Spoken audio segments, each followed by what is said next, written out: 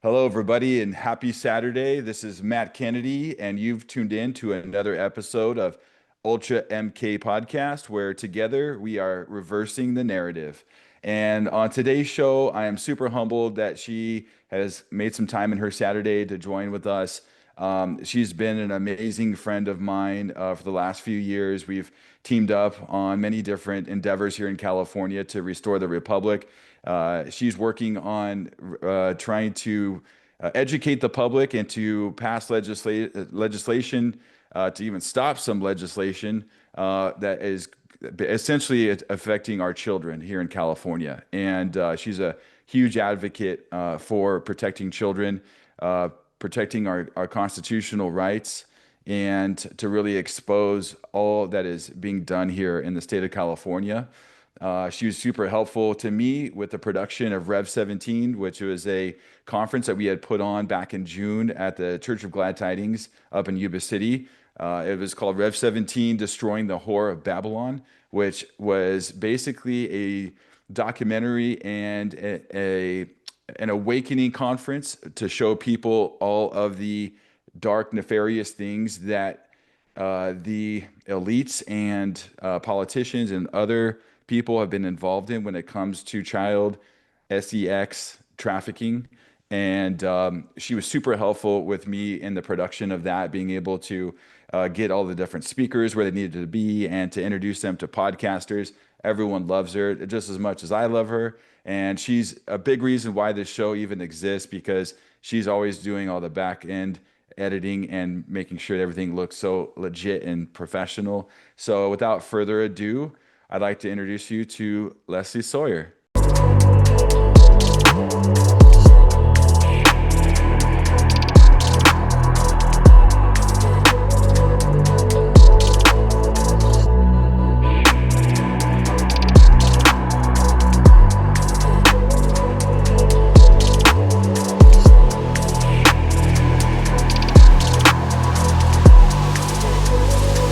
That is our obligation, to inform and alert the American people, to make certain that they possess all the facts that they need and understand them as well, the perils, the prospects, the purposes of our program, and the choices that we face.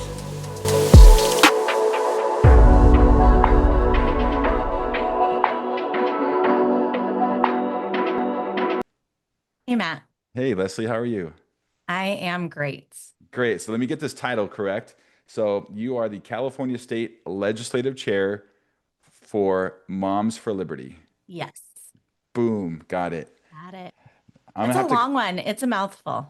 I'm gonna have to like create kind of like a semi acronym that like CSLC for Moms of Liberty. I don't You know. can just call me the Ledge Chair for Moms for Liberty. There we go. Yeah, Well, thanks for coming on. absolutely. I've been watching what you're doing lately with exposing all the different Senate and Assembly bills here in California that are created from our perspective and many others to traffic children and to legally let people traffic children. And so Mhm. this is going to be a really important show, folks. I really encourage you to pay attention to some of the details.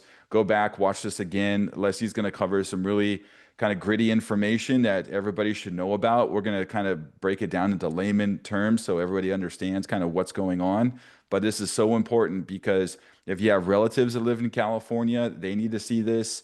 Mm. Anybody around the state of California, please, pay attention to the show. Try to share it out there if you can.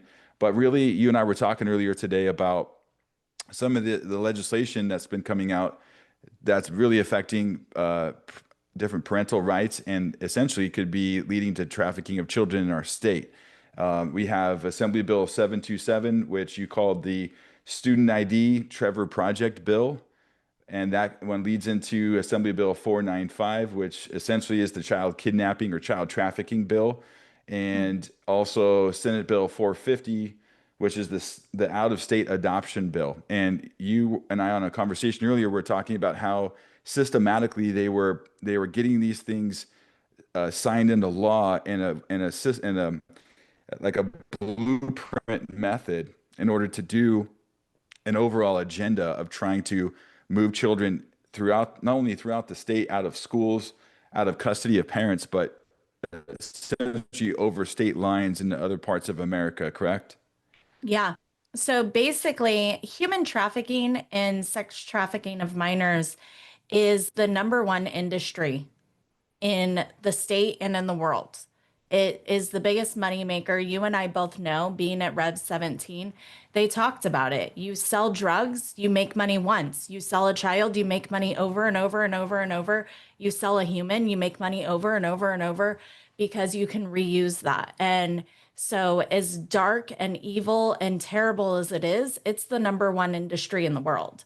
And it's very prevalent in California. So, basically, when we look at the big picture of these laws that are being passed, it almost seems that they are shoring up a blueprint or a pipeline to legalize this so that the people who are helping to back some of this legislation don't get in trouble and don't get shut down as big organizations and big people around the world are coming in and trying to put an end to trafficking. Yeah, and I saw the post that you had put out just a few days ago on X. I think it was like last week, and people have been sharing that thing all over the place just to essentially pray for what has already been passed here in California, which was Assembly Bill 495, that kidnapping trafficking bill. Obviously, they have some other sugar-coated, sweet-sounding, wordplay term that they call that bill because they're, from their perspective, they're trying to sell it to the constituency like it's a way for relatives to take custody of the children who maybe are of parents that are illegal in the state, correct?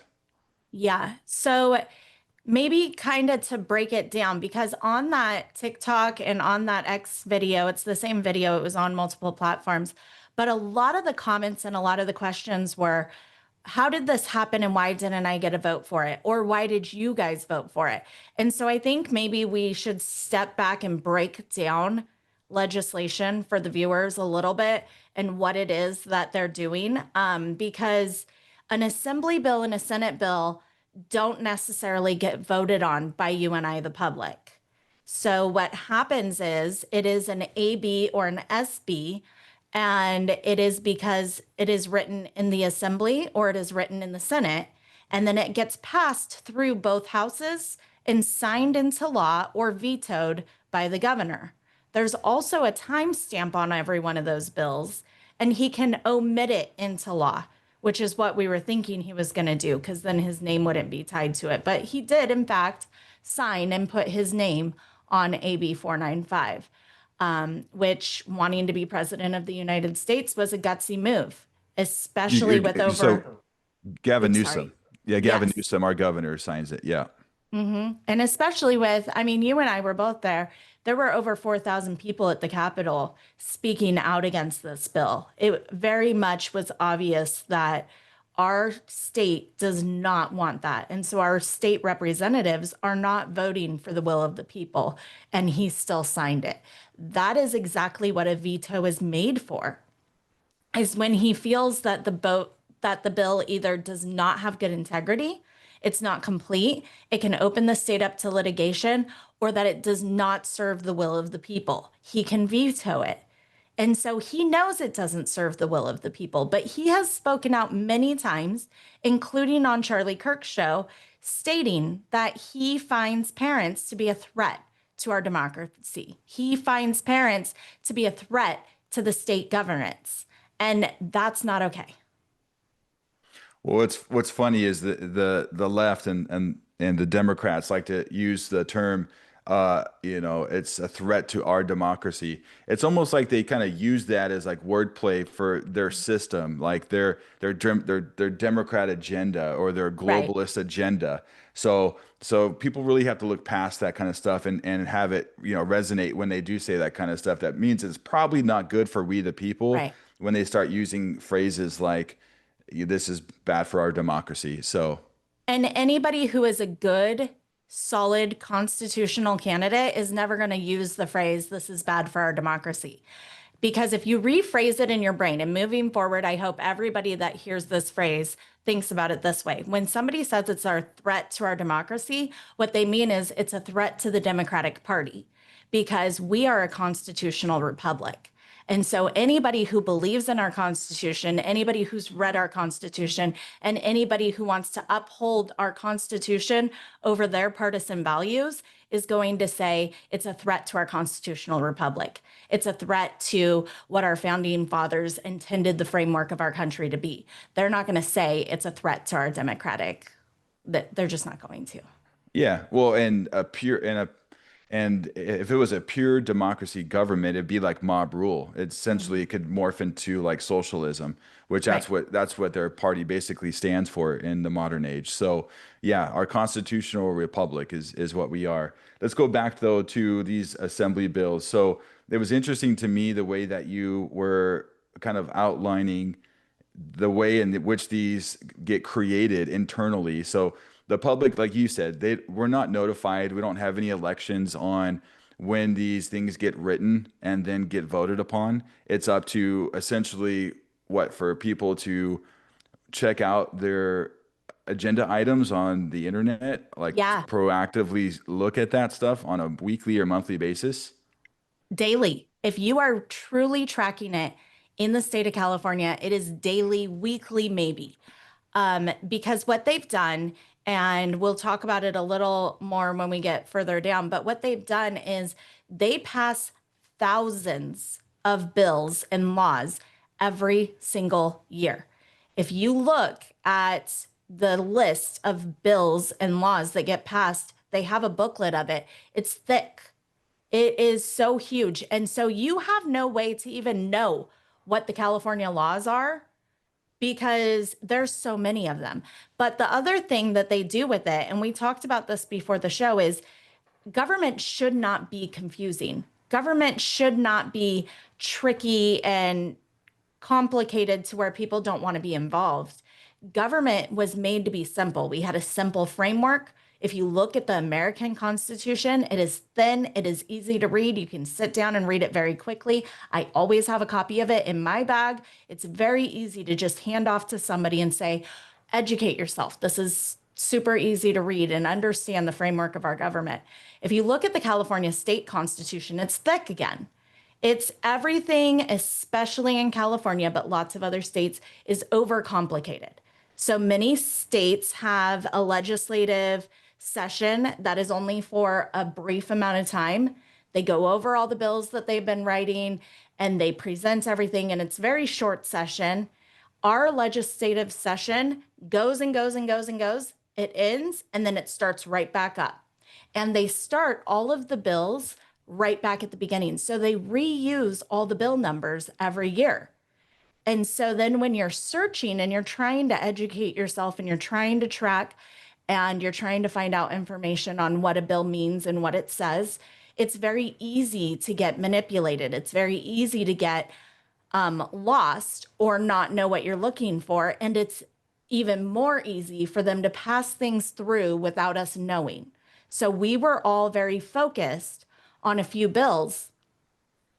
And we were hyper focused on 3 or 4 of them because there was some really extreme stuff this legislative process. And then there were things that snuck through that we're not noticing until we're looking at what was signed. And then we go to a search engine like Google or Grok and you search, and we'll talk about it again later, but you search, what is SB 450? And they tell you they bring up last year's bill that was signed into law January of 2025. That one's about housing. It's fairly benign. It's a housing bill. Then you say, well, what other SB 450s are there? And they'll give you a whole list, again, leaving out this year's. And you have to specifically ask, what is SB 450 2025, 2026? And it should not be that complicated.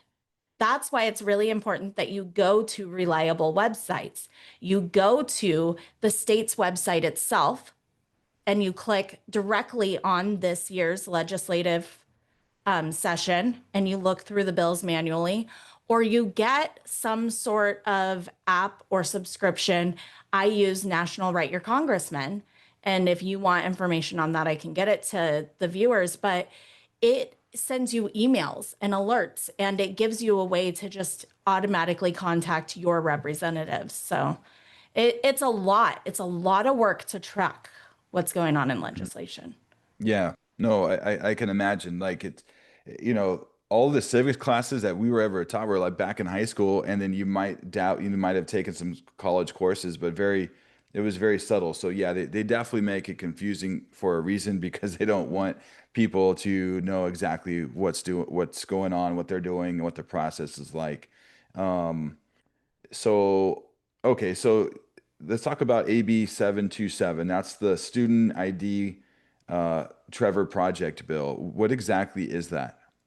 So AB 727 is supposed to make it to where every school in California is required to put the information for the Trevor Project on every single student ID card across the state for junior high and high school. And so the Trevor Project is supposed to be a safe space for LGBTQ students to go. It's really kind of networked out there as a suicide prevention. It's a nonprofit. It's supposed to be this, self-help group, or not self-help, but like this group of people who care about our LGBTQ kids, and they want to help them through a tough time in their life. Well, when you look into it, there's a section of it that is called the Trevor Space. And that is an open format, like social media platform where people can get in there. There are not real good safeguards. It is meant to be for students that are, I think, 13 to 24. But the safeguards, there's nothing requiring you to show your ID, go through a screening process, even go through them to prove that you're not on a sex registry, that you're not some sort of convicted offender, that you're not, an 80-year-old man who has no business talking to these kids, So 60-year-old man, whatever. there's really no like vetting. There's no really good vetting process in place to protect that. It says that it is a monitored page. But when you look at it, what you're doing is by putting this, and if you look at it, the LGBTQ youth of our community is less than 3% of the student populace. So why is there a need to put that on every single student ID card? So now you are taking 97% of the students and you're providing them with information that they don't need. Well, kids are curious, kids are bored, I remember when I got my first cell phone and it didn't even really have cool capabilities, but if there was a phone number, I was calling it, right? If there was something to do on it, I was on it. And Come on, kids are Leslie, like you and that, I are both old enough to remember the chat lines. right? Do you remember that? Like there was a Yes. phone number and kids, I think we were probably in junior high school calling a number and there's just a random person on the other side of it. We were Yeah. so oblivious. We had no clue that something like that could have been used for something evil. But Yeah. now that we're adults and we're awake to how predators use technology to locate and identify and then groom and then lure people and children into a situation, Oh, yeah. this could Who be a knows who recipe we for were talking disaster. to as kids? Who knows? Yeah. My uncle, luckily for me and my friends, my uncle was a computer programmer. So he built me my own little chat website. And so I had to use the dial up internet and get on there and had a time with all my friends. And we had a safe chat space that he built, right? But kids, you can get on anything. Well, this is the same thing. You get on there, and then what they're doing is they're hyper focusing on kids who have low self esteem, who already have issues accepting or with acceptance and belonging, who already have, because gender dysphoria, no matter what anybody thinks, is a mental illness, right? It's something, whether it's through trauma response or your situation or somebody telling you something, it is a mental illness that needs education and to be talked through and worked through. It is not natural, right? God created one man, one woman with the intention that that's how it works. So, and God doesn't make mistakes. You were born in the body you were meant to be in, right? And so if you have gender dysphoria, you need to get help. And I say that because I think that every purpose or every person is made with a purpose. And Hmm. so I say that with love, not with hate, that Hmm. every person who has gender dysphoria needs help. But you've got these kids who need help going to this place, and you have groomers intent on a purpose. They are intent on telling this kid they are born in the wrong body. Puberty is uncomfortable. If you change this, it'll go away. It'll be fixed.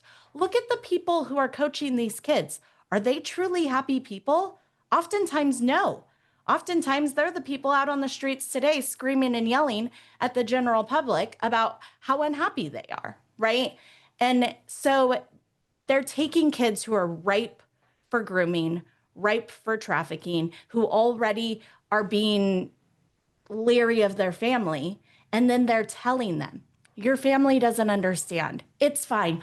I'll be your family now. I understand. I'm a safe space. I care.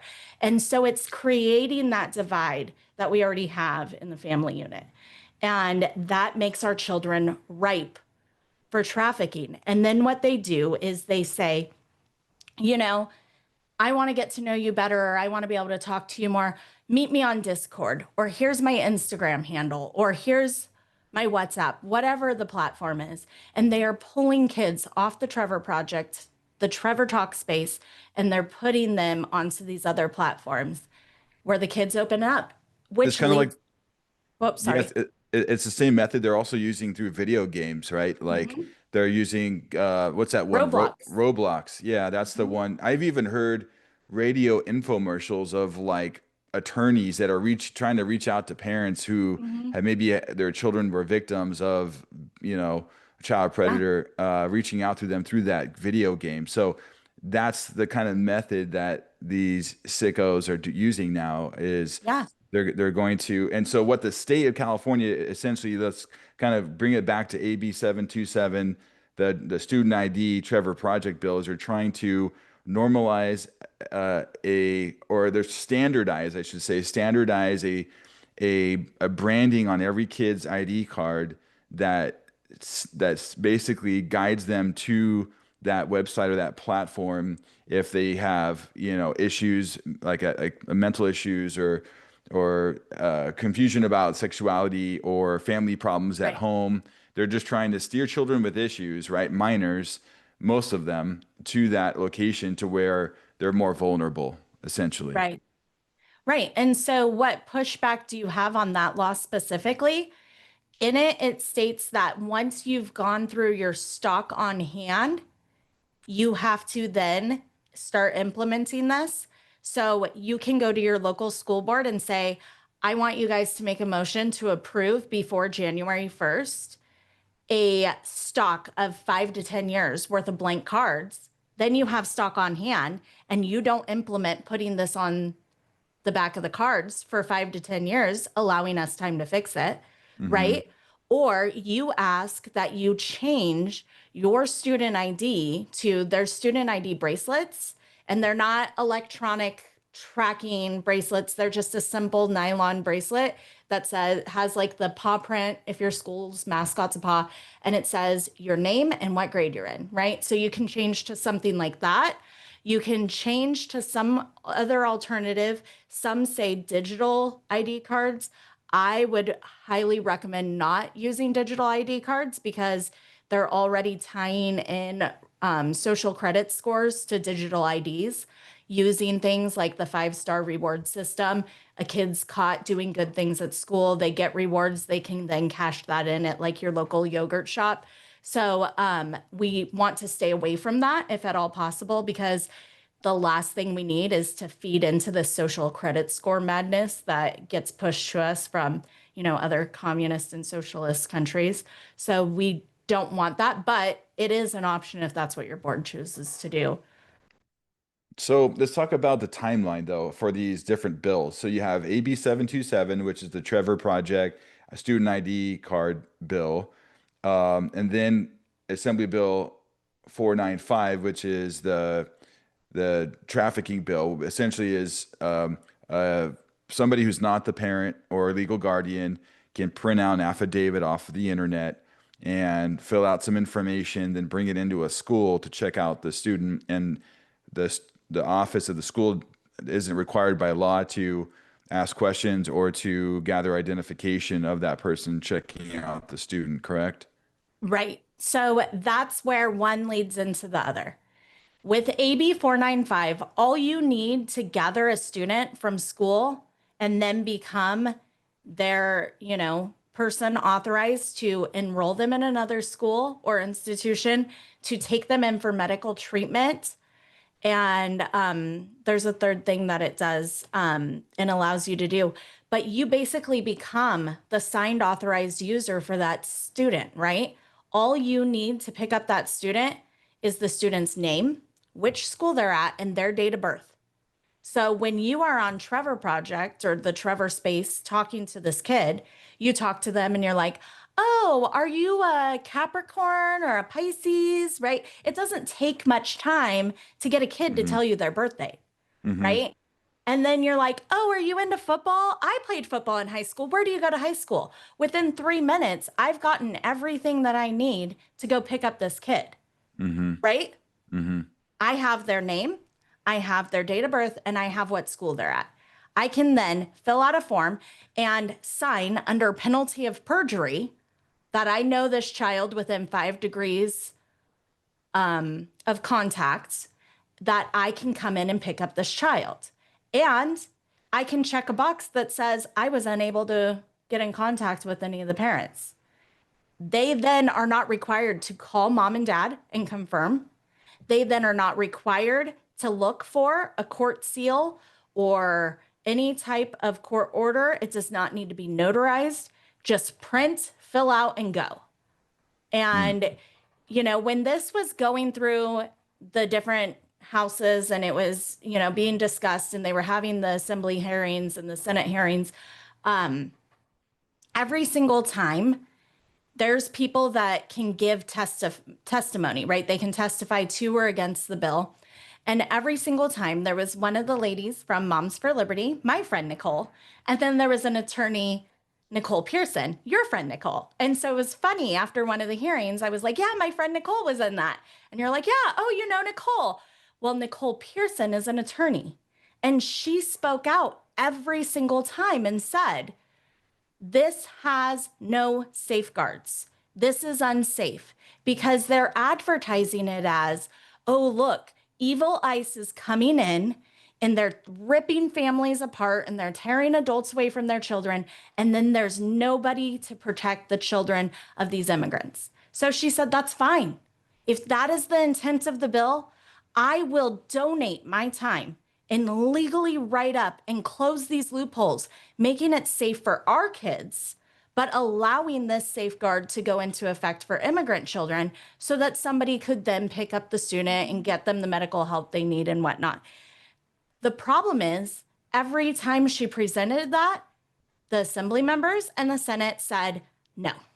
In fact, when they rewrote the bill and did a revision of it, they removed the need for an ID, and they put 3 different times in the bill that parents do not need to be notified. 3 different times.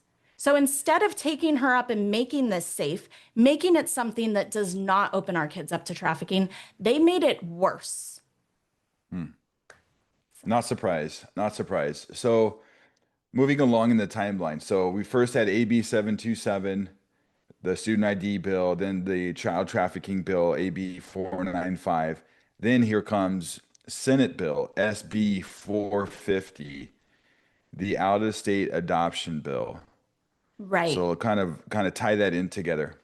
So this is the one that was hidden. And I've looked it up multiple times, and we did a show on it even. And even though I've looked it up multiple times on my devices, every time you look it up, it brings you back to older bills. It is hidden. Everything on the internet tries to hide this bill. We didn't see this one come through, and we didn't even hear about it or know about it until after it was passed and signed into law. And it says the primary goal is to facilitate adoptions for California-born minors by broadening the circumstances under which California courts can exercise jurisdiction. Well, if you look back at previous sessions of our legislature, they are messing with the courts. These bodies are supposed to be separate, right? The branches of our government are supposed to be separate but equal to keep our government balanced, to keep our liberties intact. But the California state legislature has been doing more and more and more to influence and have control on the court system. So in previous sessions, they passed a policy that allowed for, or actually mandated that the courts rule in favor of the affirming parent. So if you are an affirming parent and I say, no, my child is born perfect and right the way they are, even if I had 100% custody of our child and you had none and no access, if you affirm the fact that our child wanted to change its gender, you then get the court rules in your favor, and it's a California law that says they have to. So, Wow, or put that's so strong evil. influence on that. That's right? so evil. Yeah. Yeah. And This so is dark they times do in that. California. And then when you look at kids who would be adopted, right? It's our foster youth, right? Or it's, there's more kids that get adopted, but the majority of them are our foster youth, right? So if you look at previous sessions, they were making rules and legislation that said if you are non-affirming, you can't be a foster parent. If you're going to push your religious ideals on a child and not affirm their gender, you can no longer foster parent in the state of California. So now what they're doing is they've partnered and made a pact with other states that allows the jurisdiction of the California courts, including this skewed ruling that takes away and undoes the 14th Amendment of our Constitution that says that parents have the unalienable right to choose and bring up a child in the way that they believe in health, in education, and in religion, right? Those are our God-given rights, and they're protected by the 14th Amendment. And we've seen that shut down in court over and over and over. So California's response is, let's start putting through state laws that make it to where the court no longer has to side with the 14th Amendment. Instead, they side with this LGBT agenda. With the agenda and the legislators that are working all together and Yep. this giant racket to pass unconstitutional legislation. Yep. Interesting. And if Wow. you want another way to look at it outside of the human trafficking perspective and point of view, if you look at just the drive for pushing the transgender movement, and I say movement because it's a lifestyle choice and it's a movement and it has an agenda. If you look at who's sponsoring that, right?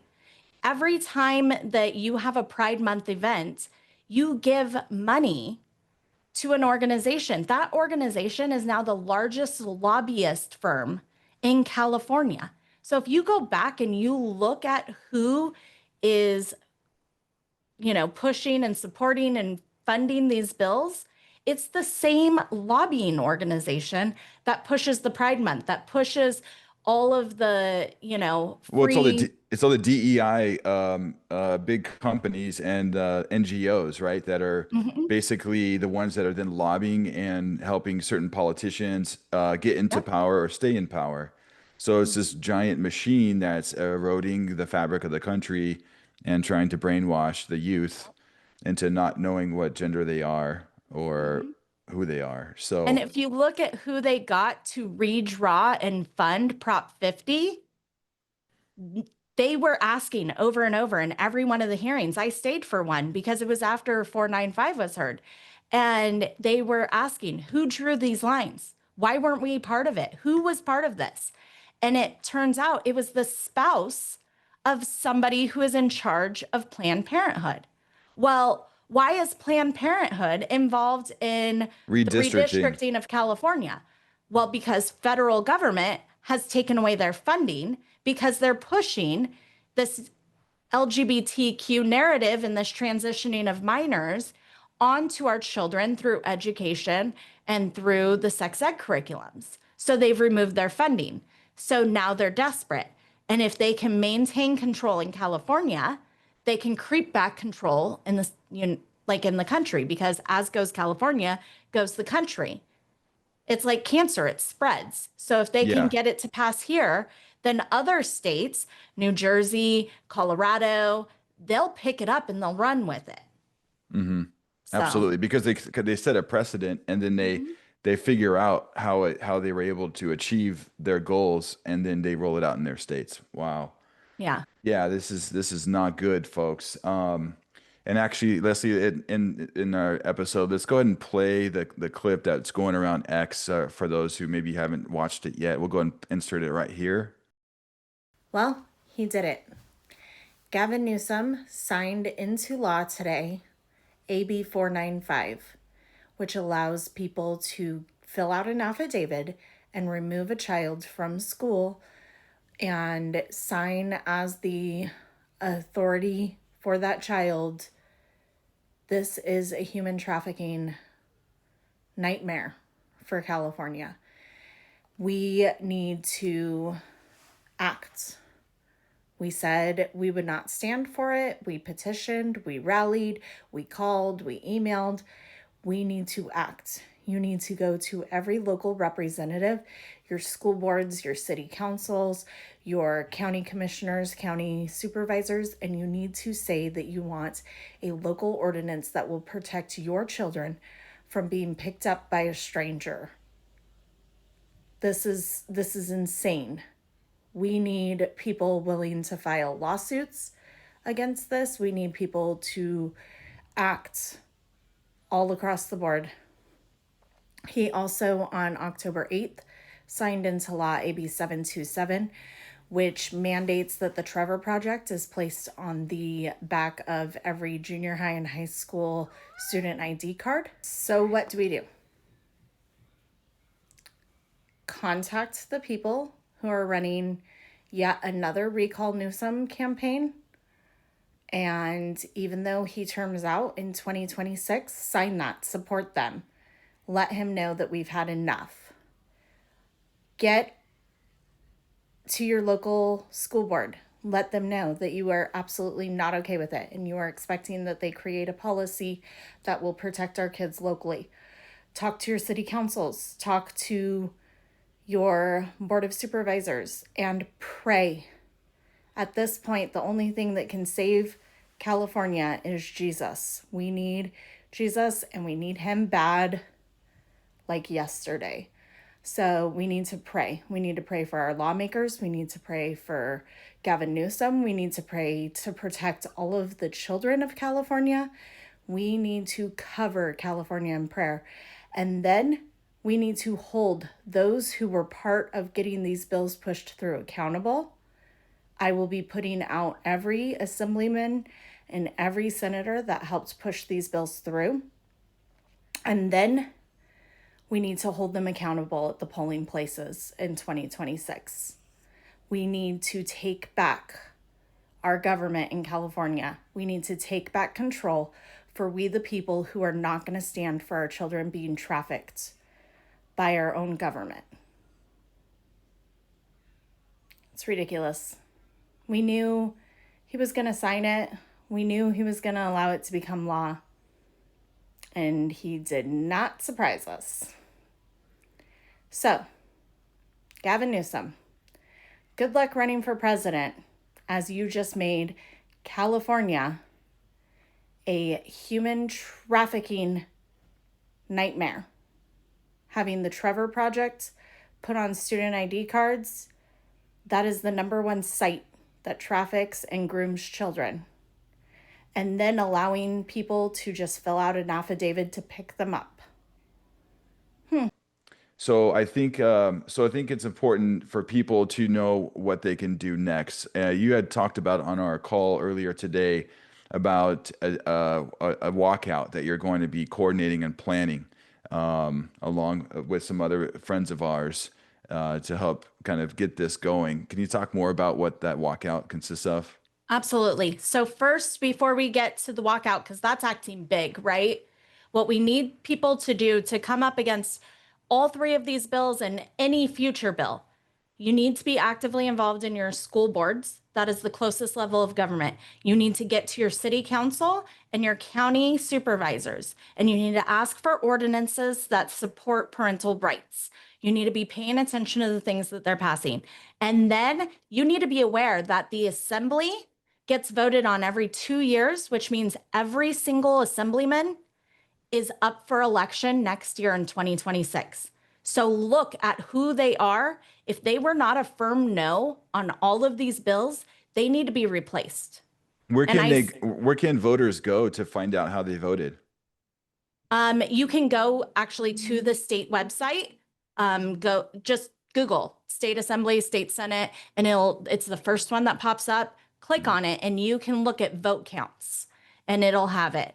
But it is crazy because when this passed through the Senate the last time to be taken to the governor's desk, we missed it by 2 votes. If 2 senators would have voted no, we could have killed this bill on the floor.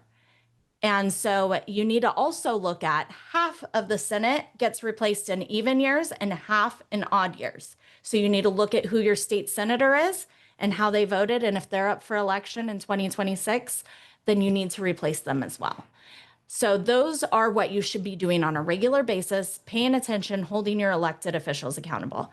In the meantime, these 3 bills have passed, and as of January 1st, they will be law. So what we need to do is we need to organize. And we are having on November 19th on the west steps of the Capitol, right next to the big, beautiful Christmas tree that they've put up, we are going to have, or that they are going to put up, a huge state walkout. And when I say state walkout, I mean every child in the entire state needs to stay home on November 19th. That means we need people in local communities who can't get to Sacramento, because like you said, California is massive. We can be our own country. We take up like almost the entire coastline, right? So we're like 8 East Side states all jammed into one. So we need local people to be the head and organize a county walkout, a city walkout, someplace for other like-minded parents and students to gather. If you want to be part of that, I'm going to put up the flyer, but you can actually email us to get all the information you need to put it together. And that is ab495walkout@aol.com. ab495walkout@aol.com. Sorry. That's okay. Yeah. And people can find it in the drop down below too. Yeah. So we'll put all of the information in the video, but we are having a statewide walkout. If you are near Sacramento or this is important to you and you want to get there, come caravan together as a group, and we are going to have speakers. We are going to have candidates who care and want to make sure this type of stuff does not continue to pass. And we are going to have organizations that you can get involved with and belong to so that you can continue to be awake and fight these things in our state, because California is turning red and California is coming back around, and we need to keep that trajectory going. And that's the thing is, from what I noticed, is because, the whole pandemic isn't full on being implemented through tyranny in our state, that people are kind of going back to sleep and they're just not paying attention anymore to things that are going on in Sacramento, or that the things that the governor is doing, and and the legislators. So I think it is important for people who are starting to learn about what is happening here and maybe don't have the ability to leave and take their children and leave the state, and they have to stay here, but they want to do something positive. They want to make a difference, and every person can make a huge difference if they wanted to, if they wanted to get involved. So this date's on November 19th. November 19th. We will be at the Capitol from 9 to 2:30 if you want to join us. And then you can write to your legislator. You can write to as many as you want. And we can take a group over to the swing space and meet with our legislators afterwards. We will teach you how, tell you what to say, tell you what to do. We will go with you, but we want to be there to have a presence during those school hours of 9 to 2:30.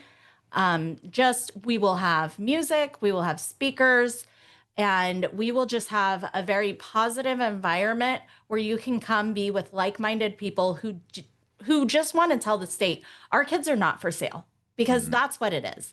That's what this boils down to, is our kids are not for sale. They are ours according to the 14th Amendment, and we are not going to stand for them coming in and trying to take control of our children. Yeah, child trafficking from our perspective is the real pandemic of the world, and it is the epidemic of our country. And you were right, you were spot on earlier in the podcast where you talked about the difference between the drug trade versus the child sex trafficking trade, in which they are used multiple times until they're no longer useful to that trafficker, and then they could be used and exploited for other slavery, or even worst case, child organ harvesting. So there's some really bad things that people just need to wake up to, that it's not make believe, it's not in a movie. This is real life stuff that people, especially now that the borders are closed up, thanks to President Trump and the administration, that the demand is still here. There's still sick pedophiles that are in the country that will be willing to pay, huge lump sums of money to obtain children that are domestic, that are here within our borders. So they're going to be trying extra hard to kidnap and traffic children that are here. So this is a very important time for people to fight back through the legal way, through getting involved in contacting their legislators, and getting involved in the organizations that you belong to, and that you guys can, or you can help these parents find something that they will do great with, based on what they're passionate about. So, and that's why I don't want nor need credit for putting together this walkout. I want it to be a collaboration. And if you look at the original posting on the video, or the save the date post that went out before anything else, it says it is put on by a collaboration of parental rights advocacy groups, because it needs to be every one of us standing up in the state of California fighting for our kids. So, Susie out of Rockland and John out of San Diego are just as important to this movement as I am, as you are. Every single person doing what they can, because we've seen it work. In California, they were looking to push a COVID vaccine on all of our children during the pandemic, right? And there was legislation circling through the Capitol. And Shasta County hosted a walkout. We got 46% of our county and about 25% of our teachers to stay home. And it made national news. We were disappointed because we got under 50%. Our superintendents got together. They wrote a letter to the Capitol that said, under duress, we regret to inform you that if you push this, our students are going to leave school, they're going to homeschool, they're going to whatever. We're going to lose 46% of our students. And what happened was, and we were kind of mad. We were like, less than 50% showed up, and they said under duress. They didn't even want to write this. It's going to go nowhere. 2 years later, we're watching the news and somebody did a public records request. That letter to the Capitol, to the governor, got sent around the Capitol. For your situational awareness, 46% of this county is going to stay home. And they pulled the bill when that email circulated. Wow. So 46% of our county staying home kept California, and as goes California, goes the country from having a mandatory COVID vaccine for our kids. If we do that to that level or greater in the state of California, we get half or more of the kids to stay home on one day, organized together. I don't care if your kid stays home and plays video games all day. I don't care if the kid goes to work with you. I don't care if one lady takes 8 people's kids and you do nothing for the day but go get donuts. Do not send your kid to school, right? But if you can, come to one of the local organized events or come to ours so that we can prepare you to fight further, so that we can prepare you to get involved, so that we can educate you. on what's going on in government so that you can make informed decisions when you vote in 2026, because there's so much at stake. But everybody needs to stay home November 19th. We need to make an impact, and we need to say, this bill does not represent the parents of California, and we want it repealed, because that we can do. We can ask that it's repealed, and it can be repealed. Absolutely. I firmly believe that. And that's a great tactic that you guys are going to do and use to protest these ludicrous bills, these evil bills. And for parents that are watching this, I mean, do it for other people's children. I mean, that's the thing, is we have to look out for everybody's children, because it's not a matter of if, it's when. If these pass and these predators start to really look on the internet and through this Trevor Project student ID card platform, children are going to be hunted. And I'm not using that as a scare tactic. It's a wake up tactic. Right. People need to wake up. Parents, you guys need to wake up. Quit caring so much about football and sports. Care more about what's happening with your children in your state of California. So, Right. And those of us who organized it are moms. And so we're aware of that stuff. We picked this date on purpose. It's a Wednesday. So there's probably not a school basketball game or football game, right? Because come basketball season, that's Tuesdays and Thursdays, or Tuesdays and Fridays. Come football season, it's Thursday and Friday. So your kid might miss a day of school and a practice day, but hopefully that school understands that what you're doing is the greater good and your kid's not penalized. But also, we picked the week before we'll go out for Thanksgiving vacation. So basketball will be getting ready to start, but should not be starting up. Football should be wrapping up and being over. So we were very mindful when we picked the date that there should not be a whole lot of complications on keeping your kid home. The other thing, and you nailed it, is do it for other kids. If your kid goes to a great school that you're like, hey, I know this school's going to have my back. My kids go to a great school and the school board has our back because we're actively fighting. My kids will be staying home because I need to send that message to the state. right. Right. It's a statewide walkout. Mhm. And that's gonna and you're asking for parents to not send their kids to school, and for any faculty or teachers that believe that these bills are evil, for them Yep. to stay home as well and call in sick. Yep. Call in sick, and Mhm. make sure that when you pull your kid out, you don't tell them my kid has a dental appointment, my kid had a doctor's appointment. You let them know I want this to be an unexcused absence, or you don't call and tell them why. You just let it be unexcused, Mm-hmm. because that's where they lose the funding. That's where the state realizes, oh, we messed up. That's right. People don't realize that if it's an excused absence, then they don't get funding from the state, right? And they're all about their money. Right. And, you know, after our large walkout, there were other walkouts and there had been walkouts before us. The state actually did change the way they handle ADA. That way, if something like this was to happen, they can kind of recoup some of the cost and they're not completely out. So you are not going to cripple your school or your district by walking out.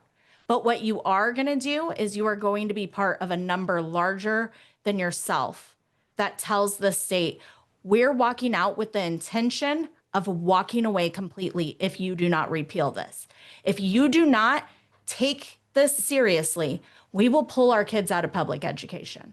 We will homeschool our kids. We will pull our kids and we will leave the state, right? So you're making a bigger statement. That's so important. That's a great message. And we'll kind of end it on that note. Leslie, if anybody needs to follow up with you more about some of these topics, these bills that are being passed, or anything else that they have questions about, where can they find you? You can find me on any of the social media platforms. I think my profiles are mostly public, but you can email us, ab495walkout@aol.com. That'll come straight to my phone. Email us, say, hey, I want to talk, I want to get in touch. That would be the fastest way. It won't get filtered out, like maybe a Facebook Messenger, Instagram Messenger will do. Okay, Or you can awesome. comment on this video. because Yeah, that's I'm right. Matt's Comment on this producer, video. and so I will see it. Yeah, that's a great idea. Message us here.